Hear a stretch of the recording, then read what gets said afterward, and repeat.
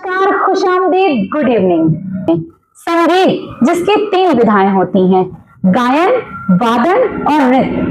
गायन सबसे मुख्य विधा है। गायन में भी भजन ईश्वर से मिलने का एक अलौकिक, सबसे सरल और सबसे सुलभ साधन। एक व्यक्ति जिसने LLB की परीक्षा उत्तीर्ण की और खुद को राम भक्ति में लीन करा लिया। आपके जिले में विगत 3 वर्षों से रामायण करा रहे इस ऐसे व्यक्ति पर बागेश्वर धाम की एक अलौकिक कृपा प्राप्त है, जो राम को अपना आदर्श मानते हैं। आइए अपने स्टूडियो में आज हम स्वागत करते हैं एक ऐसे राम भक्ता जिनका कहना है कि राम राम तो कह लोगे पर राम सा दुख भी सहना होगा, और पहली चुनौती ये होगी कि मर्यादा में रहना होगा। तो आइए आज हम अपने टॉक शो विद पूजा सिंह में स्वागत करते हैं श्री उमेश दास जी का। जय श्री राम। जय श्री राम। उमेश दास जी, हम चाहेंगे कि पहले आप अपना परिचय हमारे भक्तों को दें। सभी देशवासियों को जय श्री राम। सर्वप्रथम मैं आप पूजा सिंह जी को बहुत बहुत धन्यवाद और पूरी टीम को, शिखा रावत जी को भी, जिन्होंने मुझे उस योग्य समझा और यहाँ पर बुलाए आप। मेरा नाम तो वैसे मैं उमेश राठौर लिखता था, लेकिन जब से मुझे बाबा तुलसीदास की एक पंक्ति मैंने पढ़ा, जय विधिनाथ हो हित मोरा करहु सुबेग दास में तोरा, यानी कि हर भक्त भगवान का दास होता है, तब से मैं अपने नाम के आगे दास जोड़ दिया। मैं आजमगढ़ जनपद का हरैया ब्लॉक में एक छोटा सा गांव है ताहिरपुर बघावर, और वहीं पे मैं बालाजी का एक मूर्ति का प्राण प्रतिष्ठा किया हूँ, और वहीं पर उनका सेवा भी करता हूँ और भजन के माध्यम से लोगों को भगवान श्री रामचंद्र से जोड़ने का कार्य करता हूँ। इतनी उच्च शिक्षा ग्रहण करने के बाद ये आपका मन कैसे कन्वर्ट हो गया कि आप भक्ति भजन और इस तरह की आस्था की चीजों में आपने खुद को लीन कर दिया? जैसे कि कुछ लोग होते हैं जो इतनी उच्च शिक्षा ग्रहण करने के बाद अपने आप को एक लंबा कैरियर देखते हैं अपने जीवन में, तो आपने खुद को ये तुलसीदास की तरह प्रेरणा लेके भगवान भक्ति में लीन कर दिया। ये एक प्रश्न चिन्ह है। सर्वप्रथम तो सभी को ईश्वर एक स्थान देकर भेजता है किसी न किसी कार्य के लिए। LLB मैंने किया, BA के बाद गाजी से, और NCC भी किया और NSS भी किया, स्काउट गाइड में भी मैं रहा। बचपन से मैं जब 5 में था तभी से मैं गाना शुरू कर दिया था, और विद्यालय में जो रैलियां होती हैं उसमें मैं जाता था, और वहां से जाकर हम लोग फर्स्ट व्हीलर बनकर ग्रुप में आते थे। तो LLB करने के बाद मेरे मन में शुरू से ही था, मैं मनोज तिवारी जी को अपना उस समय आदर्श मानता था, क्योंकि भजन के क्षेत्र में भोजपुरी भजन उनके बहुत आते थे, और मैं जब मनोज तिवारी को देखता था तो मुझे ऐसा लगता था कि कभी मैं मनोज तिवारी जी जैसा धोती कुर्ता पहनकर मंच में गाऊं, मुझे लोग 1000-2000 सुने। फिर मैं विद्यालय में ही गाना शुरू किया। उसके बाद मैं आजमगढ़ में आया, फिर हरियरपुर घराने में शीतला मोहन मिश्रा जी हमारे शुरुआत में लोग मिले, गुरु जी हमारे, और वहां पर मैं शिक्षा लिया, लेकिन शिक्षा में नहीं ले पाया संगीत का, क्योंकि मेरा मकसद था मैं मंच से गाऊं और लोग मुझे सुने। मैं उनके साथ कार्यक्रम करने जाता था, कभी लास्ट में, कभी बीच में अवसर मिल जाता था, कभी नहीं मिलता था। हम लोग बहुत सेवा भी गुरु जी का की। उसके बाद मेरे परिवार में मेरे बड़े भैया भी मुझको प्रेरित करते थे कि तुम अच्छा गाते हो तो तुम प्रयास करो। उस समय मनोज तिवारी जी को लोग देखते थे। वहीं से मैं LLB का परीक्षा, मेरा लास्ट सेमेस्टर था, और मैं एग्जाम नहीं दे पाया, रात को कार्यक्रम से आया था, सो गया। फिर उसके बाद मुझे लगा कि हो सकता है कि ईश्वर मुझे संगीत में ही भेजना चाहते हैं। वहीं से मेरा संगीत का सफर शुरू हुआ। फिर उसके बाद मैं दिल्ली, बनारस, गोरखपुर कई जगहों पर भटका। उस समय कैसेट का जमाना था, कैसेट हम गाए, बहुत देवी गीत गाए, कुछ शोषण भी होता था उस समय, शोषण भी हुआ लोगों ने किया। फिर उसके बाद धीरे धीरे कार्यक्रम करता रहा, कार्यक्रम करके एक मैं उसको जीविका बना लिया। उससे मैं जो धन आता था उससे परिवार का और अपना सारा मेंटेनेंस मेरा हो जाता था। धीरे धीरे मैं 2015 में बनारस से आजमगढ़ में आया, और आजमगढ़ में भी मैं ऐसे स्थिति में आया था कि मेरे पास कुछ भी नहीं था, और उस समय हमारे दीनानाथ होली पुरी जी थे, उन्होंने यही आपके बगल में ही एक मकान लिए थे, उसमें मैं रहना शुरू किया। उन्होंने मेरा सपोर्ट किया, दूर दूर कार्यक्रम भेजना शुरू कर दिए, कार्यक्रम करना शुरू किया। उसके बाद मैं कजरी महोत्सव का एक आयोजन किया। कजरी महोत्सव के बाद 2 बार कजरी महोत्सव में कराया राहुल प्रेक्षागृह में। कजरी महोत्सव के बाद मुझे लगा कि हरियरपुर में कजरी महोत्सव 22 वर्ष से हो रहा है, तो हरियरपुर का कजरी महोत्सव ही बेटर है। मेरे कजरी महोत्सव कराने से कोई उसका अर्थ नहीं है। मैं रामायण महोत्सव कराया और आपको सफलता मिली रामायण महोत्सव? हाँ, रामायण महोत्सव फर्स्ट बार जब मैं कराया तो उसके बाद समझिए कि जिस प्रकार वाल्मीकि जी का जीवन था, जिस प्रकार तुलसीदास का जीवन था, नारद जी आए, वाल्मीकि जी को मिले और वाल्मीकि उनको लूटना चाह रहे थे। उनको शिक्षा उन्होंने दिया, वाल्मीकि हो गए, रामायण की रचना किया उन्होंने। तुलसीदास जी की पत्नी रत्नावली ने उनको धिक्कारा कि जो प्रेम मुझसे कर रहे हो, रात में पहुंच गए नाव पे बैठकर 100 को, हाँ, और सांप को पकड़ कर चले गए। तो बोला उन्होंने कितना प्रेम अगर भगवान की भक्ति में लगाते। फिर वहीं से वो भी हो गए चेंज। ऐसा ही कुछ आपको भी इंस्पिरेशन मिला और आप मेरे जीवन में भी एक ऐसी घटना घटी, लेकिन अभी उसको मैं नहीं कह सकता हूँ।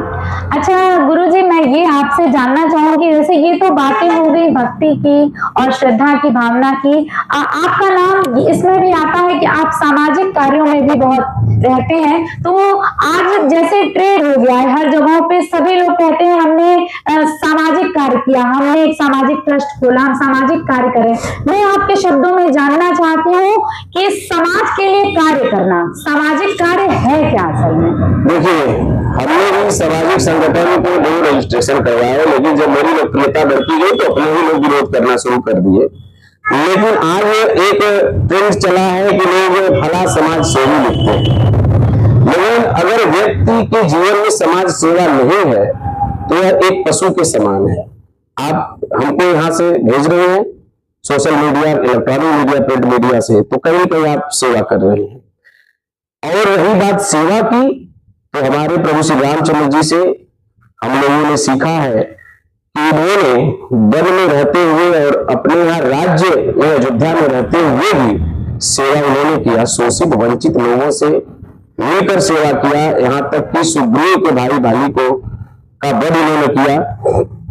तो कहीं ना कहीं यह आवश्यक नहीं है कि हम अपने सामने लिख दें कि हम समाज सेवी हैं तो आप समाज सेवी हो जाएं। समाज सेवा भगवान श्री रामचंद्र जी से सीखना है और सभी लोगों का समाज में रहते हुए उनके कार्यों को करते हुए आपको अपने कार्य पर विशेष ध्यान देना। आप अपने ट्रस्ट के माध्यम से समाज सेवा में क्या करते हैं? मैं ट्रस्ट के माध्यम से तो अभी तक कुछ भी नहीं किया हूँ किसी की सेवा। हाँ, मैं पर्सनल जीवन में मेरे यहाँ अगर 24 घंटे कभी भी किसी का फोन आता है और पूरे जिले के लोग जानते हैं और शहर के जितने भी डॉक्टर लोग हैं, शहर के जितने जनप्रतिनिधि हैं, शहर के लगभग अधिकारी लोग मुझे जानते हैं। ये प्रभु की कृपा है, मेरा व्यवहार है। जब भी फोन आता है मैं सबके लिए सदैव खड़ा रहता हूँ। अपने ट्रस्ट को मैं नहीं दिखाकर करता हूँ, मैं स्वयं करता हूँ। वो ट्रस्ट मेरा एक बैनर है कि कोई अगर कोई दिक्कत हो तो मैं उस ट्रस्ट को, अपने रजिस्ट्रेशन को दिखाऊं कि मैं सामाजिक संगठन चलाता हूँ। ऐसे में 12 बजे रात को कोई फोन कर दे कि मेरा एक्सीडेंट हो गया, मेरे मरीज हैं, मुझे कुछ समस्या है, तो हर व्यक्ति, चाहे वो मुझसे जुड़ा हो या न जुड़ा हो, और चाहे वो मेरा केवल शत्रु हो, केवल मेरा वो विरोध कर रहा हो, मैं उसके लिए हमेशा खड़ा रहता हूँ और जीवन पर्यंत खड़ा रहूंगा। अच्छा, जैसे पूरे जिले में या और भी जिलों में साल भर तक आयोजन होते हैं। आज ये आयोजन है, आज यहाँ पे ये कथा है, आज यहाँ ये पूजा है, और लेकिन सामूहिक विवाह की जब बात आती है तो लोग सरकार के ऊपर डिपेंडेंट हो जाते हैं। तो मैं चाहती हूँ कि ये जितने आयोजन हैं, जितने आयोजक करता है, अगर मिलके शहर में हर संस्था 2 सामूहिक विवाह का जिम्मा ले तो साल भर में हम सारे लोग प्राइवेटली मिलके कम से कम 50 जोड़ों का सामूहिक विवाह कराएंगे। क्या अगर इस मुहिम में आपको डाला जाए तो आप सहयोग करेंगे? एकदम करेंगे। और मैं बाबा बागेश्वर धाम सरकार के पीठाधीश्वर परम पूज्य गुरु धीरेन्द्र शास्त्री जी महाराज का शिष्य हूँ। मैं उनको अपना गुरु मानता हूँ। मेरा जीवन लगभग परिवर्तित यहीं से हुआ जब मैं 2022 में गया था और वहां पर मैं देखता हूँ 151 कन्याओं का विवाह, अन्नपूर्णा भंडारा, कैंसर हॉस्पिटल का निर्माण हो रहा है। मैं वहां से आने के बाद मैं प्रयास किया कि अपने जनपद में भी मैं विवाह कन्याओं का कराऊंगा, लेकिन जब मैं समाज में निकला कि मैं कन्या का विवाह कराना चाहता हूं, तो लोगों को एक ऐसा फीलिंग हुआ कि हमारा जो है कि गरिमा खत्म हो जाएगा, मेरी बेटी का विवाह ऐसे किया जा रहा है। लेकिन अगर भविष्य में ऐसा कभी हुआ कि किसी बेटी का विवाह नहीं हो रहा है, हम लोग गरीबी से भी गुजरे हैं, अपने सिस्टर भी गरीबी से गुजरे, हम लोगों ने देखा है अपने बहन की शादी में क्या स्थितियां थी, कैसे हम लोगों को लोग एक्सेप्ट किए, हमारी बहन को एक्सेप्ट किए, वो सब हम लोगों ने देखा है। तो मैं कोशिश ये करता हूं कि मेरा डायरेक्ट महाराज जी के यहाँ संपर्क है, वहां पे कार्यालय पर, जिसको भी कन्या का विवाह करना है हम तो कर सकते हैं, अपने संगठन से कर सकते हैं, अपने लोगों को मिलाकर कर सकते हैं, लेकिन कभी आवश्यकता पड़े कि मेरी बिटिया का विवाह नहीं हो रहा है, वह बागेश्वर धाम उसके लिए खुला हुआ है। हमारे लिए एक बहुत बड़ा जन संदेश है और इसकी हम बहुत ही सराहना करेंगे कि उमेश दास जी का नंबर हम सभी को अवगत कराएं कि अगर किसी को अपनी बिटिया के विवाह में कोई भी समस्या आती है तो एक बार हम जरूर संपर्क करेंगे। हमारे लिए एक बहुत ही बड़ा जन संदेश है। चलिए, ये आपने कहा मनोज तिवारी, जैसे मनोज तिवारी तो हमारे भी बहुत ही फेवरेट हैं और हमारे ही हम ही लोग के क्षेत्र के हैं। इनका पहला गाना एक माँ भक्ति पे आया था, वाणी शेर पे सवार रुपवा मनवा मोह था। तो आपने और भी बहुत सारे भोजपुरी गायक जो बहुत अच्छे अच्छे भजनों को गाते हैं, जिसमें कि मनोज तिवारी की आवाज ऑब्वियसली बहुत ही मीठी है। तो मुझे आपको उनका सबसे अच्छा भजन कौन सा लगता है, और मैं चाहती हूँ कि आप एक बार अपनी आवाज में उसको गुनगुनाएं। तो उनके तो सारे भजन बहुत अच्छे लगते हैं, लेकिन उनका एक भजन मैं हमेशा मंच पर जब कार्यक्रम होता है मेरा भजन का, तो मैं उसे गाता हूँ जो माँ शारदा पर है, माँ सरस्वती पर है, उसको थोड़ा सा मैं गुनगुनाऊंगा। बाड़ी दी मैया शारदा भवानी, लड़का द्वार पे खड़ा, वीरावा दुल्हे गुड़ खानी, माई जग कल्याणी, वीरावा दुल्हे गुड़ खानी, माई जग कल्याणी, असगरो ज्ञान के दीप जलैली, जय जय जय महारानी, हो बाड़ी दी मैया शारदा भवानी, लड़का द्वार पे खड़ा। बहुत बड़ा, बहुत बढ़िया, बहुत बढ़िया। और आपकी आवाज में मुझे तो हल्की सी मनोज तिवारी की झलक भी नजर आ रही है। बहुत अच्छा लगा सुन के। जैसे कि आपने लॉकेट पहना हुआ है, गुरु जी का नाम बताएंगे? गुरु जी का नाम है परम पूज्य भरत शास्त्री जी महाराज। तो इनसे मुलाकात हुई आपकी कभी? मैं शुरुआत में जब गया था तो कभी मैं ये सोच कर नहीं गया था कि गुरु जी का मेरा दर्शन हो, और मैं कभी ऐसा भी नहीं था भीड़ में खड़ा होता था कि उनका दर्शन हो। मैं बालाजी को सोच कर जाता था कि जिस दिन बालाजी चाहेंगे महाराज जी का दर्शन होगा। एक साल जाने के बाद दूसरे साल जब मैं गया तो महाराज जी रात को 10 बजे आए और पूरे धाम पर कोई भीड़ नहीं था। उस दिन वो अयोध्या में उनका लैंड होना था, लेकिन वो कोहरा के नाते धाम पर आए और हम उनके पीछे दौड़े। उस समय मेरे पैर में चोट भी लगा था और मैं गया तो साक्षात महाराज जी का मुझसे दर्शन हुआ और 2 मिनट तक मेरी बातें हुई और आजमगढ़ में कथा के लिए बातें हुई, जो वीडियो भी मैं वायरल किया था उस समय।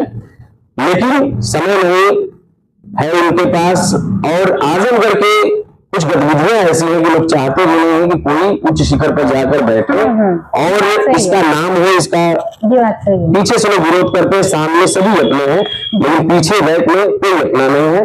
तो महाराज जी से उस समय मेरी मुलाकात हुई, दर्शन हुआ। उन्होंने कहा कि हाँ बड़ेलगंज उस समय आना था उनको, मैं बड़ेलगंज में भी जाकर महाराज जी को दर्शन किया। फिर उसके बाद हनुमान जी की जन्मोत्सव हो रहा था वहां पे धाम पे, मैं गया था, उस समय भी मेरा 2 मिनट का दर्शन हुआ उनका। तो जब मैं गया, लगभग अब जाता हूँ धाम पे रहते हैं तो दर्शन बहुत आसानी से हो जाता है और वो बालाजी करवाते हैं।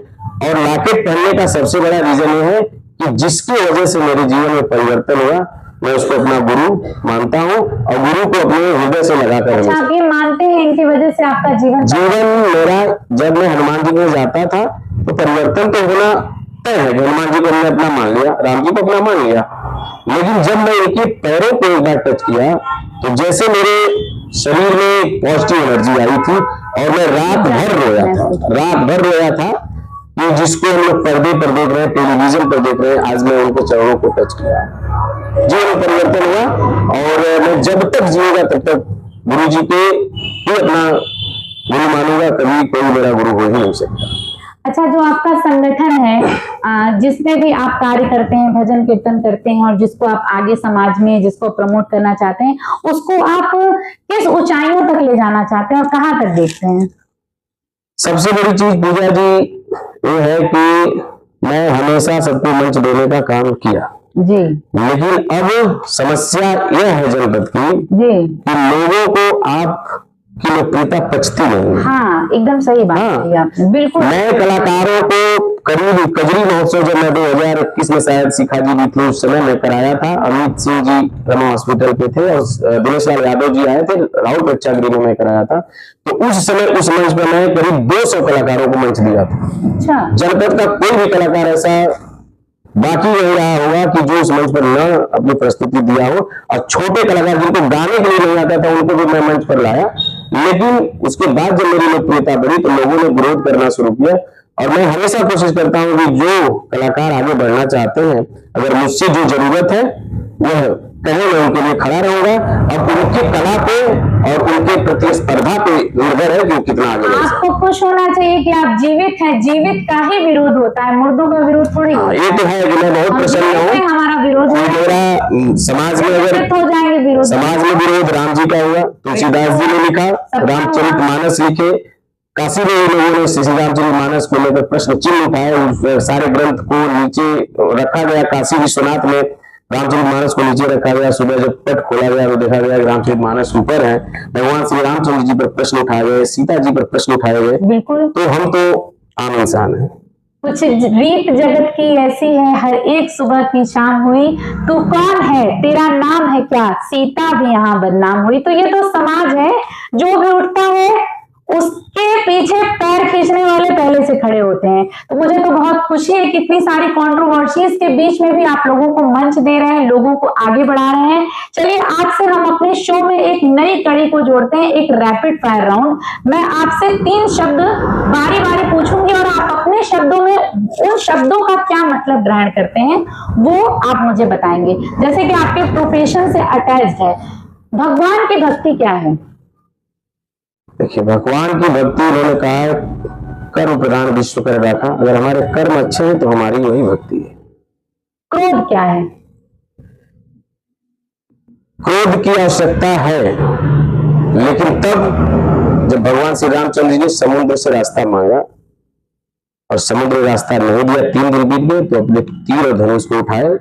वहां पर क्रोध जायज है, लेकिन निवेदन पूर्वक क्रोध को पालना चाहिए। संतोष क्या है?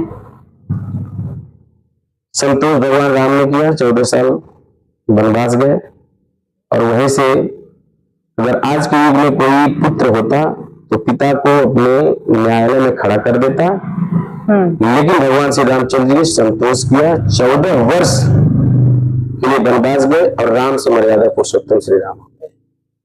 बहुत बहुत धन्यवाद आपका।